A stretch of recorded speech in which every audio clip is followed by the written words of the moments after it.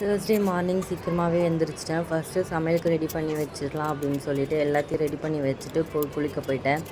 Fresh up ஆகிட்டு நேராக கிச்சனுக்குள்ளே வந்துட்டேன். கிச்சனுக்குள்ளே வந்ததுமே சிங்கில் இருக்க எல்லா பாத்திரத்தையுமே தேய்ச்சி வச்சுட்டேன். இன்றைக்கி சீக்கிரமாக இந்த ரீசனே என்னோடய 2 ட்வின் பேபிஸும் தூங்கலை. என் பையன் நல்லா தூங்கிட்டு இருந்தான்.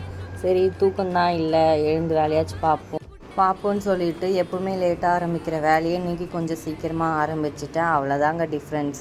ட்வின் பேபிஸ் பெற்றுக்கிறது என்ன தான் ஆசையாக இருந்தாலும் அவங்கள வச்சுட்டு படுற கஷ்டம் ரொம்பவே பெருசுங்க. யாருக்கெல்லாம் ட்வின் பேபிஸ் இருக்கோ அவங்க கமெண்ட் பண்ணுங்கள். ரெஸ்ட்டுன்றது இன்னும் 2 இயர்ஸ்க்கு கிடையாது அப்படின்னு சொல்லிட்டு நம்மளை நாமளே தேத்திக்கணும். தேர்ஸ்டே சீக்கிரமாக எழுந்தனால சீக்கிரமாக வேலையும் முடிஞ்சிருச்சு.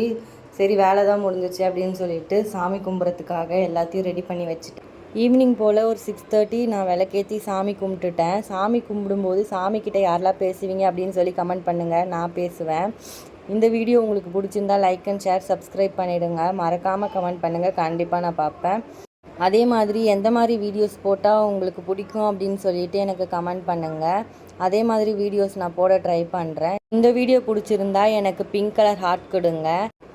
இனி நான் போடுற வீடியோஸ்லாம் நீங்கள் சப்போர்ட் பண்ணுவீங்க நம்புகிறேன். கண்டிப்பாக என்னோடய பெஸ்ட்டை நான் கொடுப்பேன். நெக்ஸ்ட் வீடியோவில் பார்க்கலாம்.